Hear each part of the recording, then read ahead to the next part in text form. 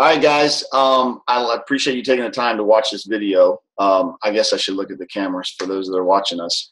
This is my very good friend and business partner, Eric from Ninja Fit. That's it. Ninja Fit. You got it. And Eric and I have met. He's got an amazing transformation story, which, Eric, if you want to share that at the beginning, that'd be awesome. Sure. But the topic of today's conversation is something that we've actually been hit up on quite a bit. And I was like, you know what? I need to learn more about this. And I'll make sure I'm seeing this right. It's keto.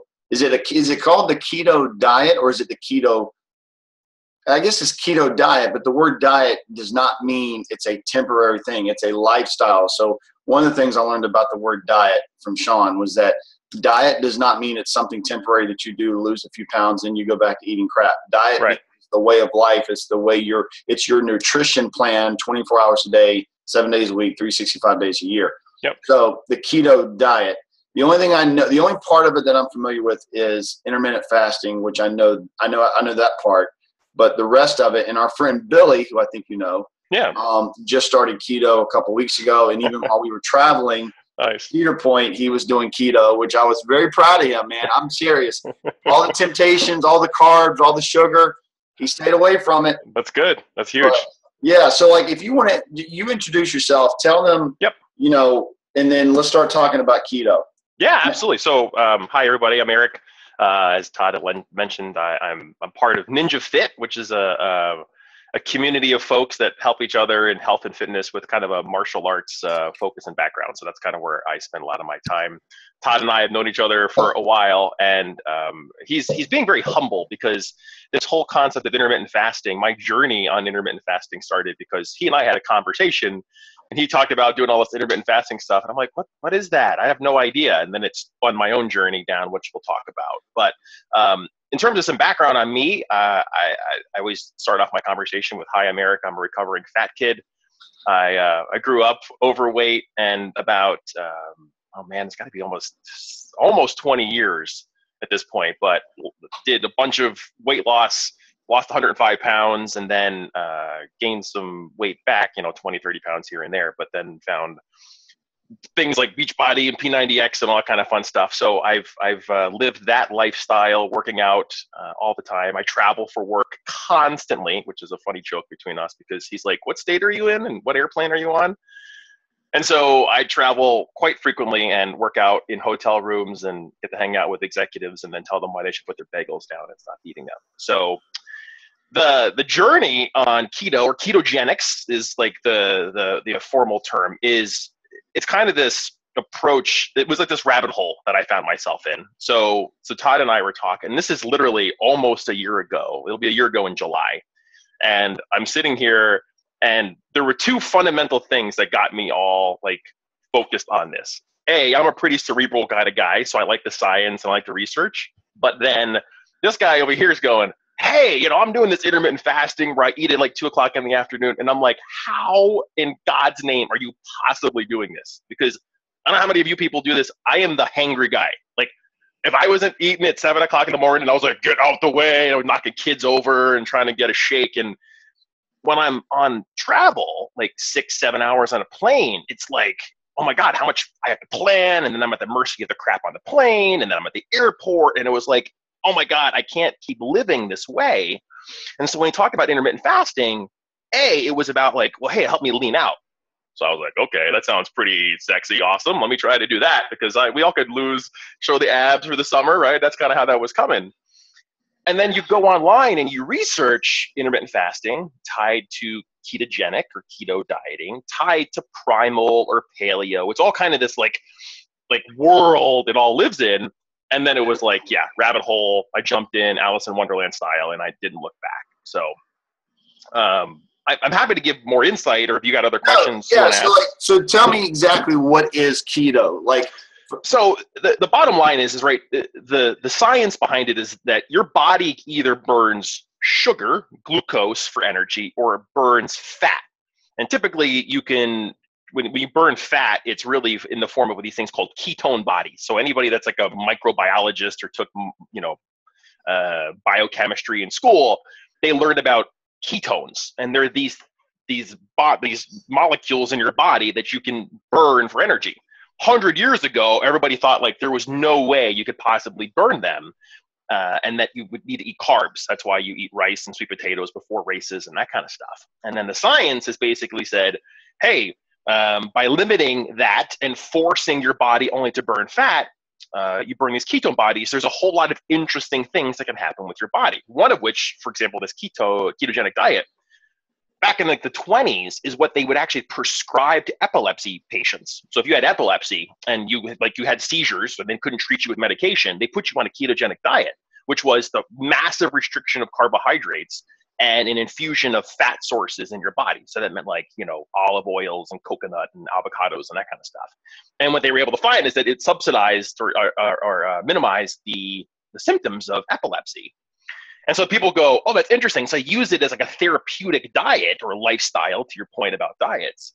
And what people have found is there's a whole lot of other things that come about it when your body burns fat instead of carbohydrates or sugars as an energy source. And like you never stop burning sugar as an energy source. Certain parts of your body require that. But the idea that like I don't have to eat 7 times a day and I eat sweet potatoes the entire time and somehow I'm eating a stick of butter and that's okay, like it's mind-blowing for some people. And that's one of the things I thought was cool was and I read this when we were doing intermittent fasting, but then the keto diet made more sense about how it's when your body is processing fat and you're having less glucose and less glucose storage, they were showing that research showed that cancer cells feed off of glucose. Yep. So by doing stuff like intermittent fasting mixed in with stuff like the keto diet, it starves those cells of the glucose, which can help prevent, or I guess improve your chances of not getting, different cancer cells growing and becoming and turning into things. Yep. So when we were this past weekend, we were traveling with Billy, he was talking about net carbs. So he was looking at, when he would look at something, he would look at the carbs versus the fiber.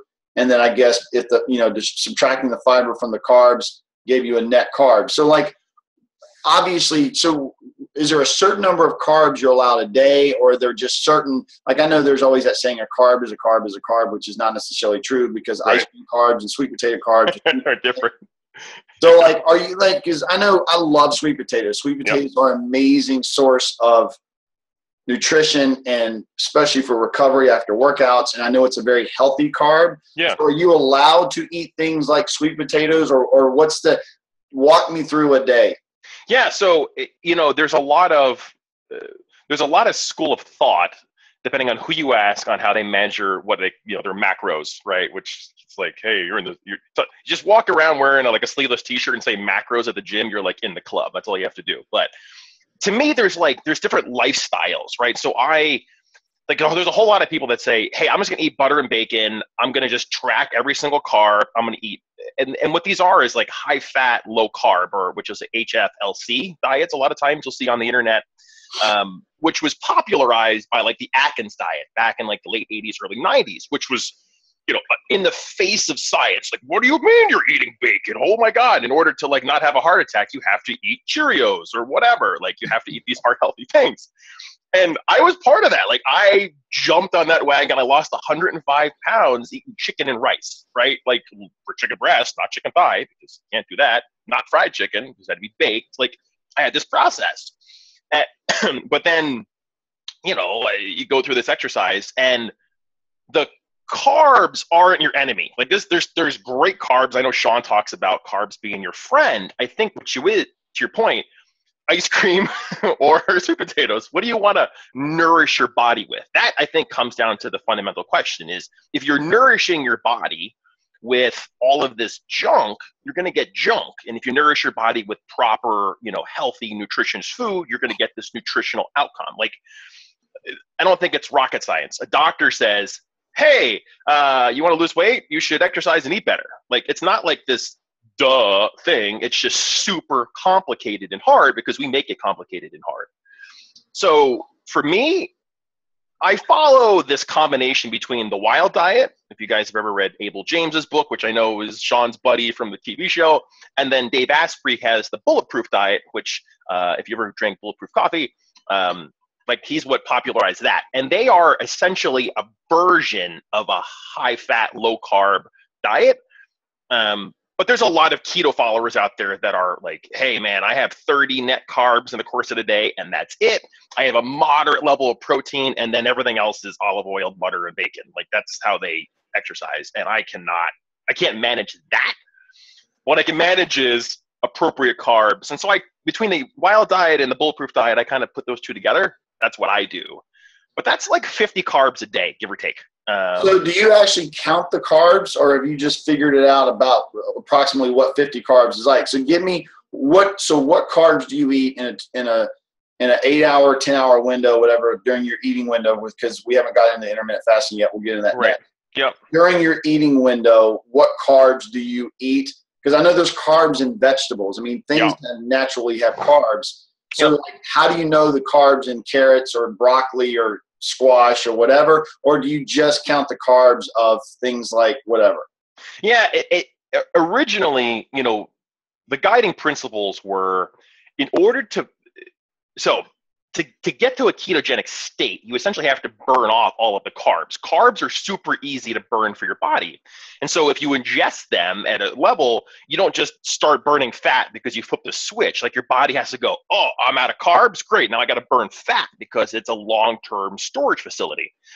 And in order to do that, you have to basically minimize how many come in your diet. And that's through all sources. That's not just, like sweet potatoes or ice cream. It doesn't matter. All carbs, sugar, to your point, inside your body. But there are certain sugars that are super valuable to your diet because they're nutritionally valuable.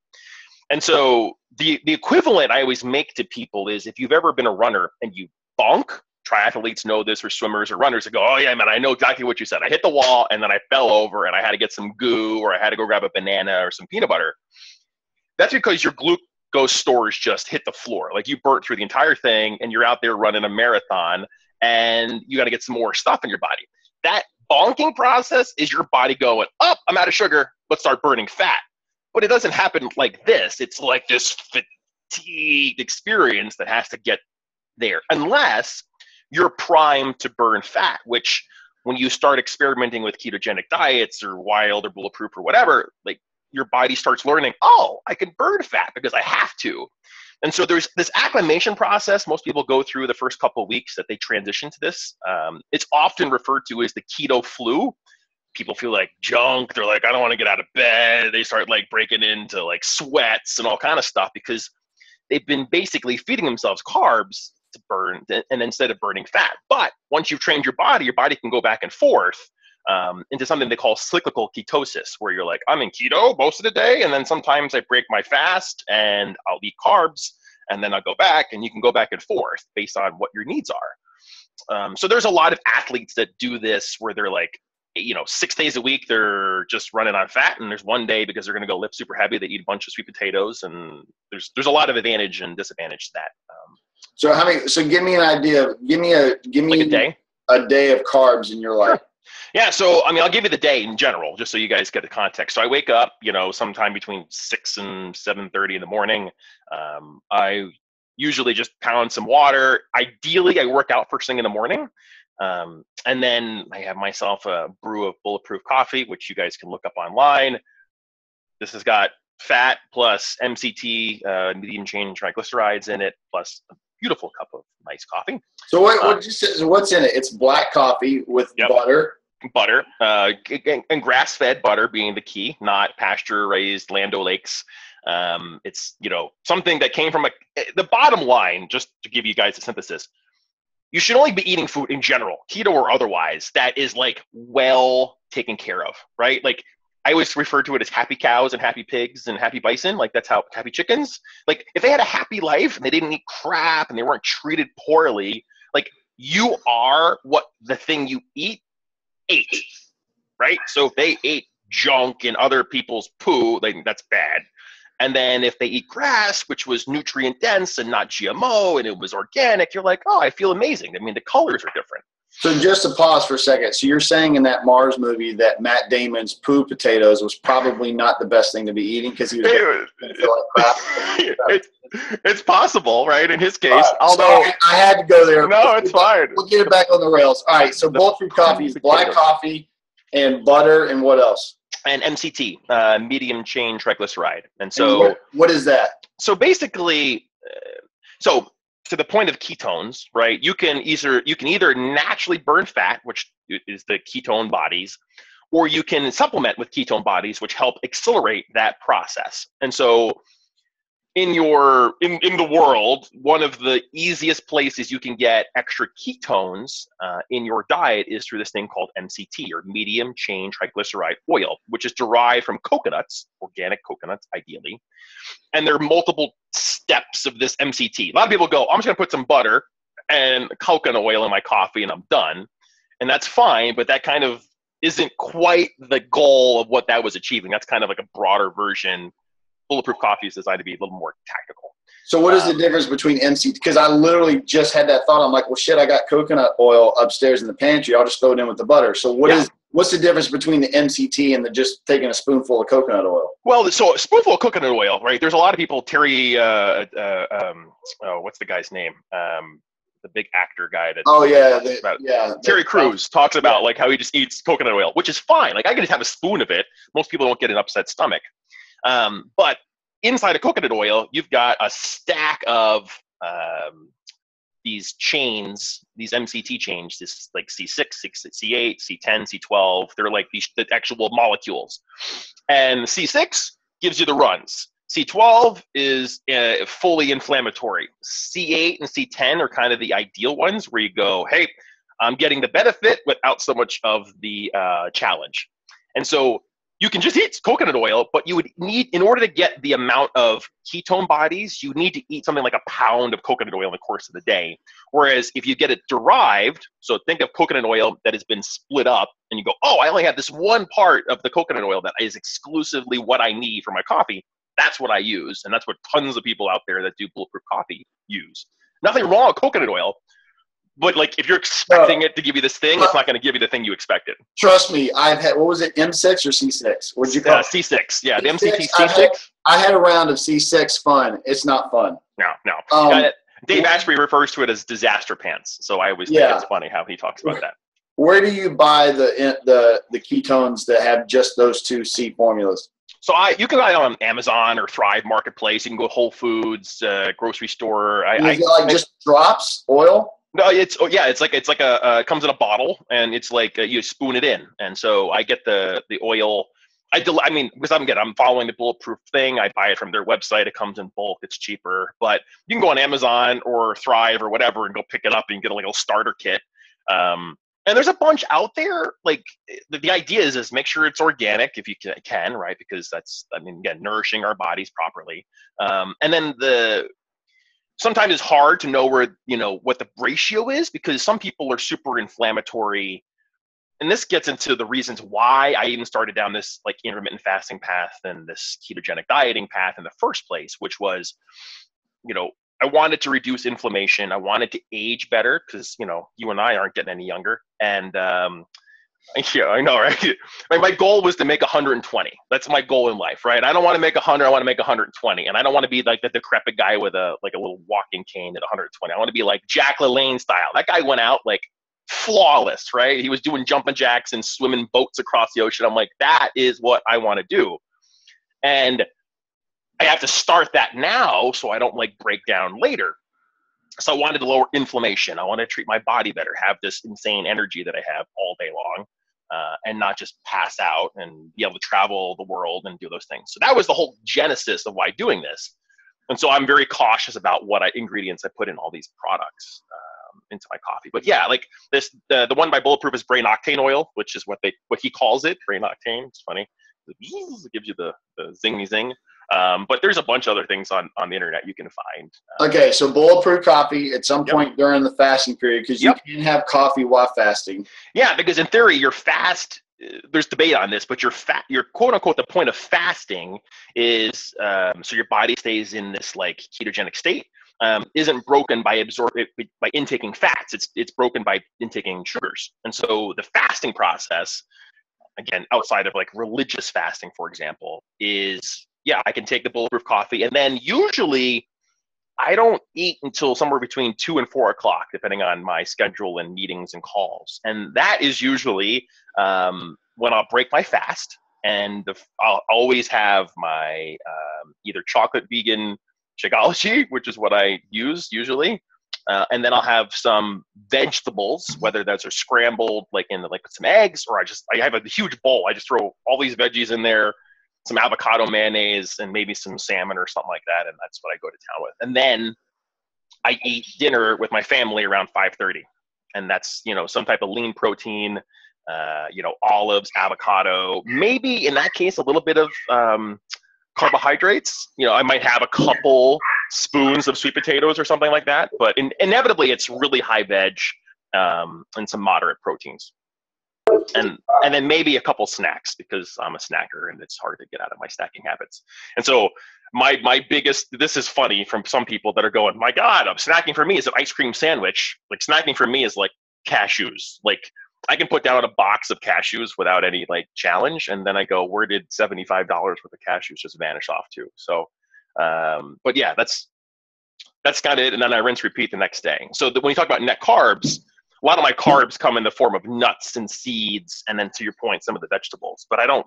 And then one day a week, I usually will eat some like heavy sweet potatoes, because there's a lot of side effects of totally being on no carbs for a long time. Like you can get dry eyes and all kind of weird hormonal stuff. So how do you know that did you just figure out over time that equaled 50 net carbs? Yeah, so by basically, I use the MyFitnessPal tracker, and the nice part is it has a little barcode scanner, so you can basically barcode everything in the house and go, I'm having some of this and some of this and some of this, and then just like the idea with the diets were don't follow super duper macros. Their guidance was eat until you're full, so satiation, which is higher when you have high fat. But then don't get all bent out of shape about, oh my God, I had 73 and not 72 grams of something. Like that was their whole point, because women are going to need a higher count of carbs in their day because they have different hormonal systems they have to support than guys. If you're like a marathoner, and you might need an extra 20 or whatever. Mark Sisson, who's the Primal Blueprint guy, like always talks about like he eats like 125 grams of carbs in a day and he's happy as a clam. So there's no exact number. It's just, and then once I felt comfortable, then it was backtracking and going, I wonder how close I am on this. And that's what I do. All right. So before we get into the intermittent fasting part of it, yeah, which is the one area I feel comfortable with what you're talking about, is I'm the kind of guy that I can't stand having to. No, I've never thought about using the fitness. And I'm also probably not the best at using apps to track stuff, because I don't even like having to scan shit to be able to track it. I just want my mind go, okay, I'm just going to do this, this, and this, which is what's helpful with intermittent fasting. So is it basically just use common sense and be smart, and and just try not to eat the breads and the crackers and the stuff, and like just focus on eating protein, vegetables, and then knowing that most of your carbs are going to come from vegetables. And then maybe, like for me, as I'm wrapping my mind around this, I'm thinking, okay, because, and I guess this is kind of getting into intermittent fasting, but for me, intermittent fasting was I've always eaten my majority of carbs at night, because that's what actually, as I'm saying this, I'm realizing this is anti-keto, because when it came to intermittent fasting, what we've always told people is eat a large amount of carbs at night, because that's what your body's going to burn off and use to get you through the fasting period to your next eating window. Mm-hmm. And as I say that, I'm like, well, that's not keto, because if your body's burning carbs through your fasting phase, then there's a problem. But you don't need, you can do intermittent fasting and not be keto, and that's totally fine. Yeah, which is basically what we've been doing. Yeah, there's nothing wrong with that at all. And again, this isn't like a right versus wrong. Right. No, I was sitting there, I'm thinking to myself, what would I need to change if I was going to adapt from intermittent fasting to intermittent fasting with keto? So basically you're saying that the keto, your body burns the fat so basically it's the same principle, except you're just burning fat instead of carbs during your fasting window. Yeah, and the way I always make the analogy of, like, what's the advantage of, I mean, your body can only burn through so much glucose in the course of a day, right? I mean, this comes into science. Like, I eat sweet potato, great. Whatever I don't burn gets stored. I mean, this is the science in your body. Like, if I'm a caveman and I'm hunting dinosaurs, like, your body is designed to go hunt a dinosaur and then not have to hunt another one for 2 weeks because you're eating all this food and then you're going to go fast. You know, that's the whole premise, right? Like, but if you have that experience and then you compare it to the bodybuilding world, which is where a lot of our nutritional foundations kind of like been distilled from, where you eat 7 times a day and you get up in the middle of the night and you go like, I got to slam casein protein shakes because I got to make sure my muscles get bigger. Those kind of don't balance out because you go, well, bodybuilding guy, yeah, but like, how did you hunt a caveman? Because he didn't get up in the middle of the night and eat casein whey shakes. Like, it didn't make any sense. And so there's this, like, your body can adapt in either case. If you keep forcing it food and then it recognizes that I'm supposed to eat every 3 hours, you're going to get hungry every 3 hours. That's how it works. But if you train your body, eat twice a day, one day you're like 11 o'clock, you're walking around and you're like, everyone else has already eaten and I haven't eaten for like 20 hours. Like, we ran the Spartan race. I didn't eat anything. Like, I ran the entire Spartan race with you guys, and then I had a bar when I was done. So I was like, well, I guess I should eat. But there's people that were dying. They were like sucking on like bananas and stuff. And well, like, yeah, it's 10 till 1 right now, and I have yet to eat. All I've had today was coffee, and it was just black coffee with a little bit of stevia, and that was it, which I know keto. It's definitely not bulletproof. Stevia is fine. Like, if it's stevia, not stevia plus no, it's like other raw junk. Stevia. Yeah, like that's good. Raw stevia is fine. Yeah, so like, you know, and then when we get done with this, I'm going to work out, so it's probably going to be close to 3 o'clock, and we're supposed to go to a cookout at 4. So I may just wait and eat at 4:30. How do you feel? Fine. And right now, like, I'm not hungry, and like, people were like, so I guess we've kind of transitioned into the intermittent fasting phase of this.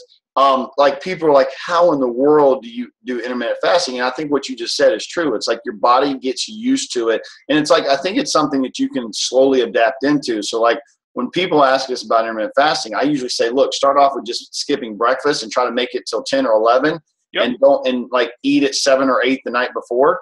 And then try to make it to 11, and then try to make it to 12, and then go 1, 2. And then on days that I'm really busy, if I'm busy and I'm distracted, I can go to almost 4 or 5 o'clock and be like, oh shit, I haven't eaten yet. Totally. I'm still boat, man. Like, and what kills me is to compare, and I think you and I had this talk, like, you were the hangry guy like I was too. Like, you like all of a sudden, like, grumps, you know, would show up and you're like, dude, like, get out of the way, give me food. And then what the problem is, when you're in that boat, it doesn't matter what food is in front of you. You start just grabbing random shit, even if it's bad for you, because you have this hunger hormone that's kicked in. And so there's a really cool book called Eat, Stop, Eat. There was a guy out of Canada that actually, a friend of mine actually went to school with, who did all of the science on intermittent fasting. And the science was basically anything over 13 hours. And he did intermittent fasting for like 3 days, which, again, not recommending. He doesn't even recommend it, but it was like, how far could you go before you fell over? As long as you're staying hydrated, you don't necessarily need to eat. You know, the science is like, hey, I could last 3 or 4 or 5 days as long as I'm taking in fluids. But his point was the hormonal value, the stimulation, the BDNF, the brain-derived neurofactor, and all those other things that we talk about from exercise, those all start kicking up in that 13 to like 20-hour window. And so if you go, hey, I can't make 18. Yeah, well, can you make 13 and a half as a starting point to your point? And then the biggest part of your fast is over the time you sleep. So if you sleep for 8 hours, really you're talking like an extra 5 hours on both ends of the sleep to go, did you eat something? No. Great. And so people can stop eating at 7, not eat till 7 o'clock the next morning. That's 12 hours easy. Like, that's, like, I didn't even try that hard. If you get to lunch, wow, now you're talking about what, another like 17 hours? Dude, that's rock star. Like, so skip breakfast, get to lunch, but then eat the right things at lunch. Don't eat like, you know, a hoagie this big kind of thing. Yeah, it's like when you hit your eating windows, that's when you have to figure out, okay, am I going to do keto? Am I going to do paleo? Am I just going to eat common sense? Whatever. Correct. Yeah, not ice cream sandwiches is my point, right? I mean, it's awesome like once a month or once every 3 months, but like, it's your point. That 80-20 rule can kick in. You could be a keto, paleo, primal, regular person. I don't care. It doesn't matter. The fasting isn't necessarily connected to the diet, but they certainly could be. And so in my case, they are, but I mean, you can just run around and do an intermittent fasting, and there's a lot of value you'll derive out of it, neurologically, spiritually, going, wow. I mean, for me, it was, I'm in control of my body now, not my body being in control of me, which was like, I haven't been hangry in like almost a year, which for me, again, I know we've known each other for a while. It was like, my wife will attest to this. Like, I stopped knocking small children out of the way to get to the refrigerator. And now, I mean, all right, kids, I'm sorry, you're not eating today. Daddy's hungry. Like, that's how this had to work. And so now I'm on an airplane, or I do the Spartan race, and it's like, I'm just tipping back a coffee. I'm like, what's up, people? How you doing? How's it going? Everything's freaking fantastic. I mean, I literally sent an email to Asprey, and I said, dude, thank you for the resources. This podcast is awesome. And I was like, for nothing else. Not that I lost 37 pounds, whatever. It was like, I got my brain back. Like, I don't have brain fog. I wake up happy. Like, all the hormones are like properly regulated. And I contribute a lot of that to the intermittent fasting. Obviously, some of the high fat, low carb stuff too. Well, it was funny because for me, intermittent fasting is what helped me break the plateau. Because for the longest time, I would fluctuate anywhere from 188 to 191, which was not bad, but I knew it's not where I wanted to be. Yep. And I knew I could be leaner. And so when I started doing intermittent fasting, which I don't know how long it's been, we've been doing it for at least a year, maybe longer. I don't remember. I immediately dropped down to like 181, 183. Oh, wow. And so like 181, I very rarely ever get above 183 now. And like we did a video yesterday on our like page, and it was like when we were in Cedar Point, dude, first of all, when we were Cedar Point, I didn't really intermittent fast. So like for 2 or 3 days, I ate like the average American. Yep. And I was eating donuts. I was eating French fries. I mean, dude, and I'm not ashamed to say it. There was one day, because the campground we were staying at, my mom's RV, had this little shop, and they had Krispy Kreme donuts, and at 5 p.m. they went on sale for 50. What's a hot and ready, son? Oh my God. So they were 50 cents a piece after 5 p.m. And we went up there and got 2 days in a row, we got them. And there was one day that I know I ate 5 donuts in a day. And so how did you feel? I came back and I got on the scale. Yesterday morning was the first day we were back. And I got on the scale yesterday morning. I was 183. I didn't gain a pound. Now, I will say that our first workout, when I worked out yesterday, sucked because my body was not running off of premium grade octane. It was running off of Dunkin' Donuts or Krispy Kreme octane, French fry octane, but I was able to power through it. So it's like, it's interesting because I think intermittent fasting helps you lean out, but I think taking intermittent fasting and I'm going to actually, at the end of this, I'm going to put a challenge out for myself, and then we'll do a follow-up. Yep. But I think it's like what you eat, and if you fuel yourself the right way, your performance level with your workouts definitely goes up, especially with the shit that you and I do with Kinetic Heights and doing the warrior courses and ninja stuff like that. I mean, like, when I think about it, and I'll ask you a question. So like so yesterday, how did you feel? I mean, other than your workout sucking, I mean, were you able to, like, was your flexibility decreased? Were you inflamed? Were you sore? Yes, my lower, the whole entire trip, eating shit, my lower back hurt me the entire time. Inflammation was up. That's it. I feel like I need to go. I feel like I've got rubber bands twisted around my hamstrings that are just pulling it tight. Yep. And it's just like in my cravings, it's like Alicia was even saying this. As soon as, because we don't eat a lot of crap. I mean, we try to eat pretty clean, like 85, 15, 90, 10 rule. Yeah. And when you go in like that and you spend 2 or 3 days, and she didn't splurge nearly as much as I did, but those neuros in your brain that crave that crap get triggered, and it's crazy how the addiction to the sugar come back. Absolutely. Like, oh, I want more donuts. Oh, I want more fries. And it's like, I've got to get away from this. No, it's like, and you're not, what you're experiencing is like a sugar addiction situation. I mean, they talk about, people that are truly addicted to sugar, that wasn't an addiction to sugar, but they're like, I mean, it's hard as getting off of heroin. Like it talks to the same dopamine factors inside of your brain. And you go, it feels good every time I eat this. There's a reason people are overweight. It's not by accident. You don't, like, people don't go, I just showed up to be 500 pounds one day. It's because they like eating, and it's self-sustaining. Like, it teaches them that, like, wow, I feel bad the rest of my life. I can put a hamburger and Krispy Kreme donuts in my mouth. And if you have the mental fortitude to eat one, marvelous. But to your point, I couldn't. I had a dozen of them. And then you go, well, why? Well, because your body just keeps going and fulfilling the sugar addiction. And the same thing happens with carbs. I mean, if you just eat like empty carbs and chips or whatever, there's a reason why they tell you can't just eat one. It's because like, well, yeah, it's food. People that haven't seen the movie Food Inc. should go watch Food Inc. about how they scientifically make food to fire off the street. Anyway, but that's another discussion. But I mean, you're spot on. Like the thing I noticed the most is like part of the intermittent fasting was cutting out sugar. And I mean, any added sugar, no honey. I haven't, I barely eat fruit. And typically it's very tart fruit. That was mine. I was actually going to ask you about that because I like bananas and strawberries and blueberries. Totally.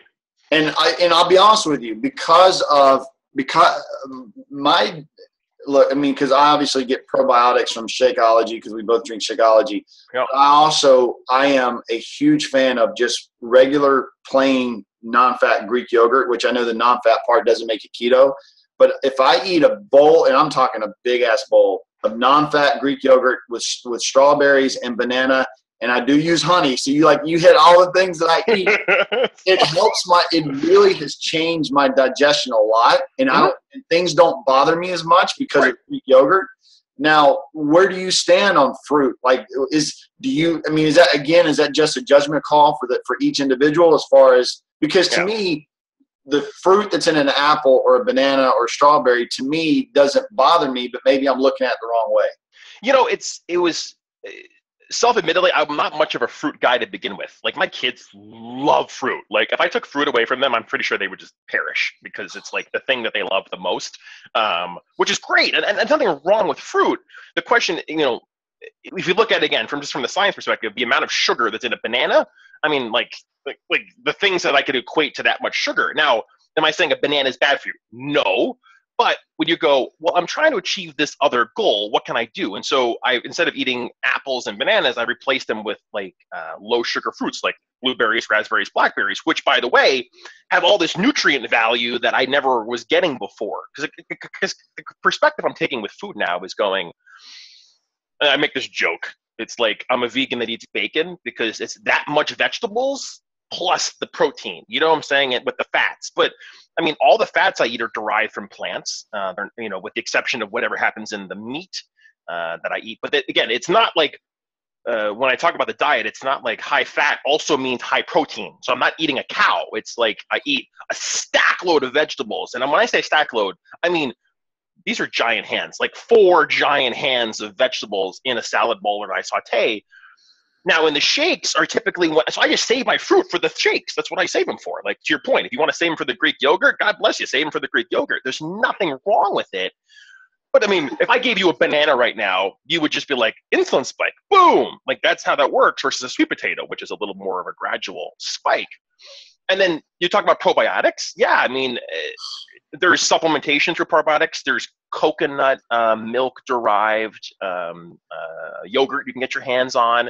Because I can't eat dairy, so I can't eat it, which is weird because Greek yogurt doesn't mess me up. But ice cream or milk does, but Greek yogurt I can eat the whole cup. Well, it's been fermented basically, right? And so it would be interesting because the other thing that I noticed is I used to be able to just put cream in my coffee back before I was doing this whole thing.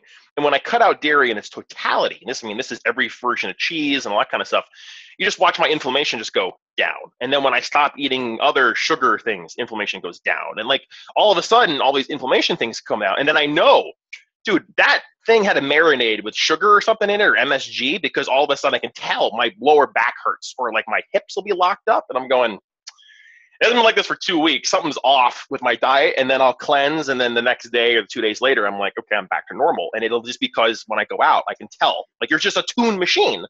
So to your point, you're going, dude, I just ate ice cream sandwiches and pretzels and donuts for the trip. I feel like shit, but I'll come home. I'll be back on my wagon and boom. It's not like, it wasn't the worst thing that happened to you. You made a deliberate, conscious decision to go, I'm going to do this. I know the ramifications, much like if I went binge drinking with a night of friends. You get up the next day, it sucks. And then 2 days later, you're back on your thing, and you're like, I just look back and I keep going forward. Like, interesting side note about dairy is I did not know I was lactose intolerant until I went off of dairy and then had dairy. And I think because in the very short story, it was years ago.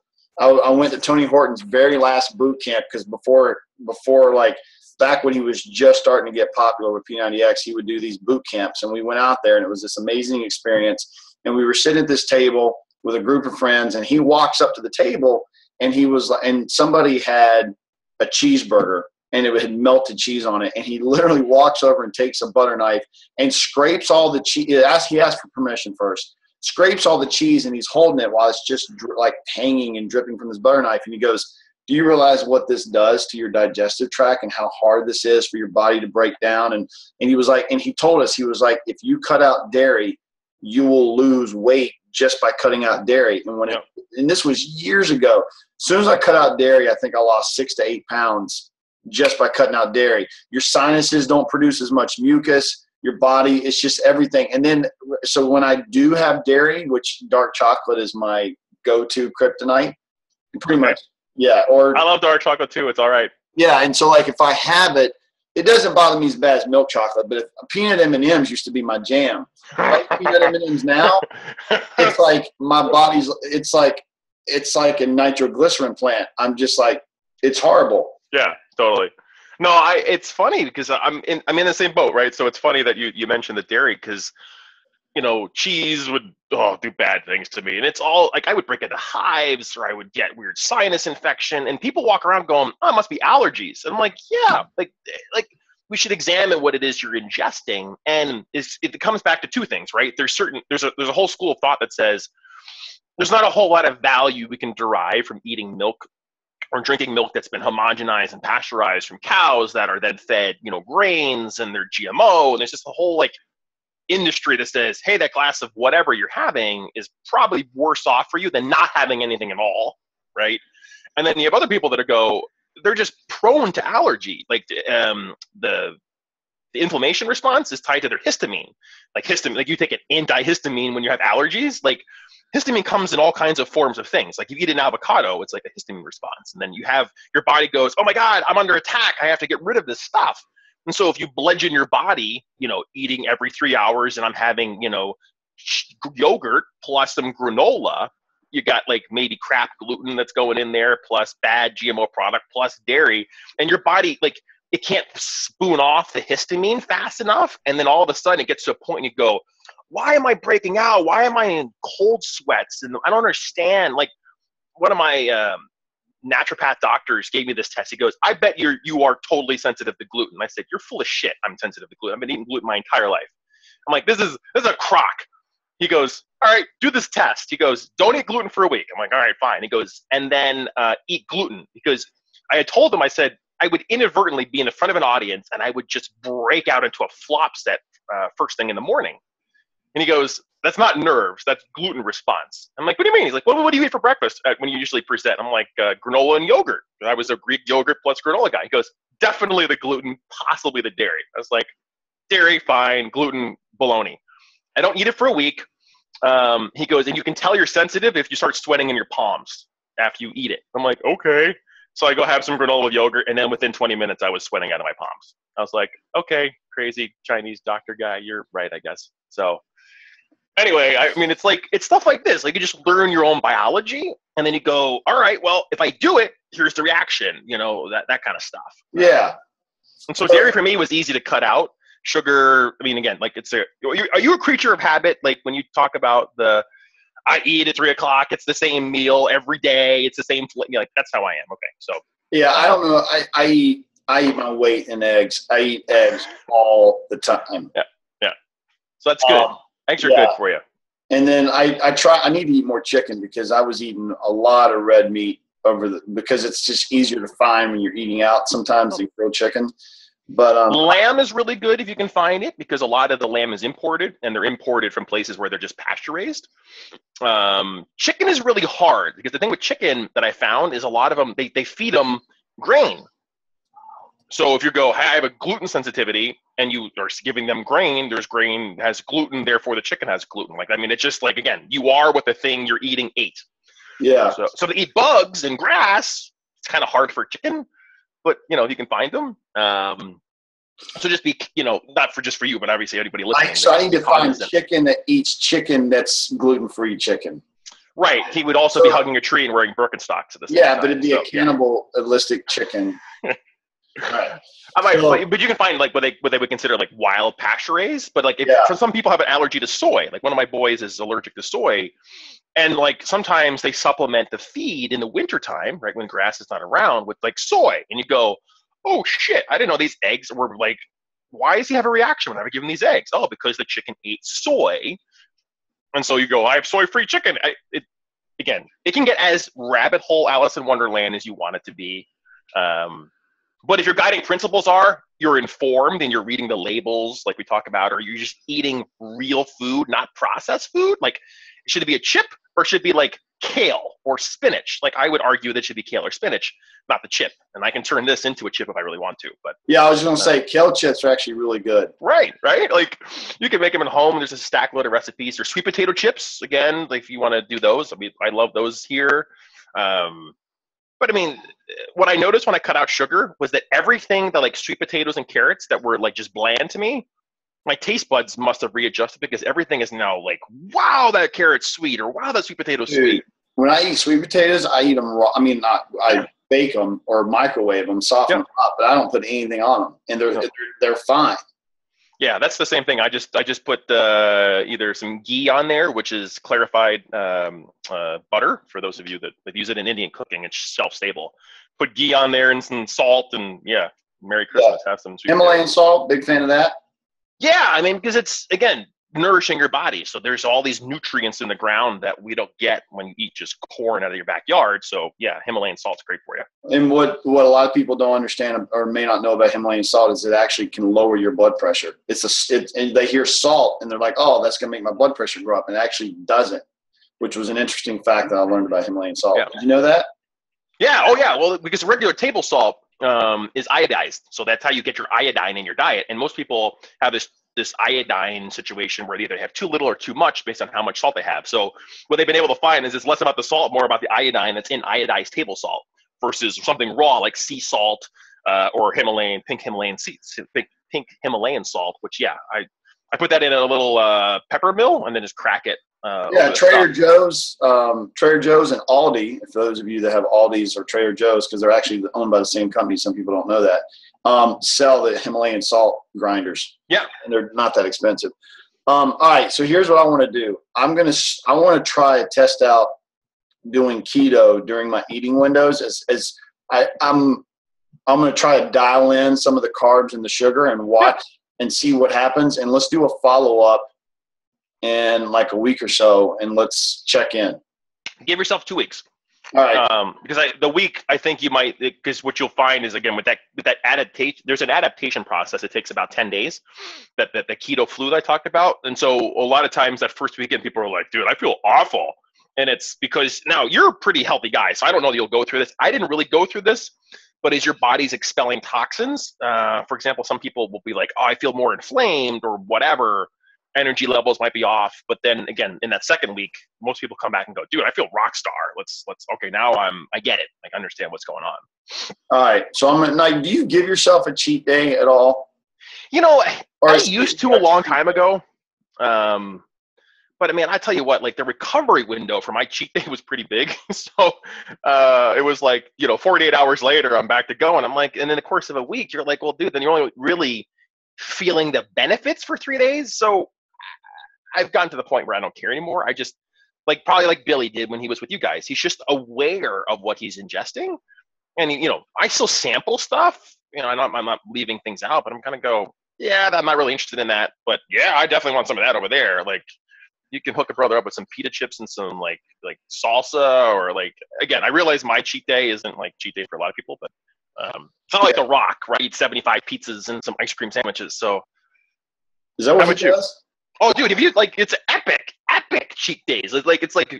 Seriously, I think it's like pancakes, waffles, scrambled eggs, and pizza. Like, it's something bananas that he does for a cheat day. But it's like once a month or once every few months. It's not like once a week. Yeah, I had like a cheat weekend, but it was like, for her 40th, my mom got this amazing German chocolate cake. It was so good. I'd have to leave the room. This is my problem, because and it was like, dude, it was, and of course, the rest of it's still in the fridge, which now I don't think I should eat anymore because it's so good. Put in the freezer, and then you can save it for the summer. Yeah, I mean, my a cheat meal for me, I don't really have a cheat day, but like I might crave burgers and fries and go to like Sonic or sometimes I'll just go to McDonald's and get a large fry because I love their fries. I know. But I know like, it's hard. I get it. But your point is spot on. Like that's how it is. Like it's just and you know what? Like a lot of times it's days where I've worked my ass off. Like if I've done when we've been at Kinetic Heights or something like that, and we're doing like if I've done 2 workouts in a day, I'm like, screw it, I'm going to go get a large fry because I know it's not going to do a thing to me. Right. You see, like this is the thing. You are spot on because you're at a place now where you're athletically performing, right? And so you're ingesting. You're like, dude, it's not going to change my weight. But what you might find is you go, oh, that I had a triglyceride spike or an insulin spike, or I didn't sleep super well that night, or whatever. Like, it doesn't matter. But just it's being tuned to it because a lot of people think this happens. I don't know how you probably know a stack of people. They're going, well, I just feel miserable. This is how it is going to be for the rest of my life, and I'm just going to deal with it. Hey, wife. Todd says hi. That's okay. It's all good. So yeah, it's I haven't been to McDonald's in like 5 years, so I feel like I would walk in there and I would catch on. I would never. I won't eat their. I mean, the fries is the only thing I'll eat. Alicia loves their milkshakes sometimes. Trust me, I'm not a McDonald's fan, but I mean, their fries. I get it. It's fine. I'm like, I don't want to diss these companies on like, whatever public media, but I think like there's a Bad Daddy's here that I love. They have bison burgers and their sweet potato fries, dude. Yes.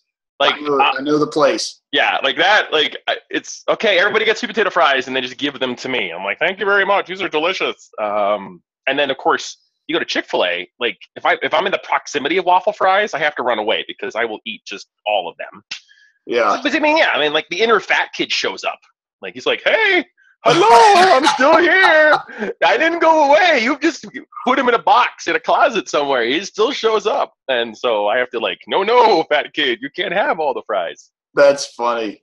Yeah. All right, so give me 2 weeks and let's follow back up on this.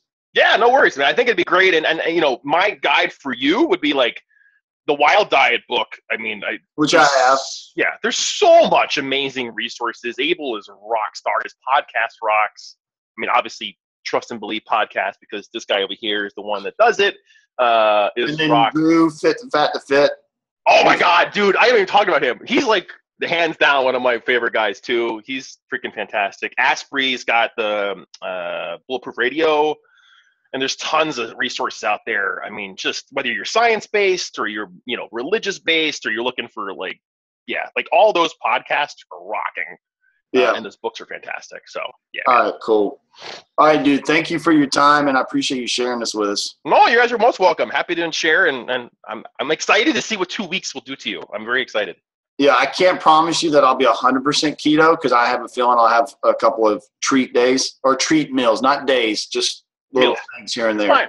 Well, use that. I mean, get yourself started with the app and you just keep a track on where your things are. And like, dude, I think you'll be fine. Like, I'm not.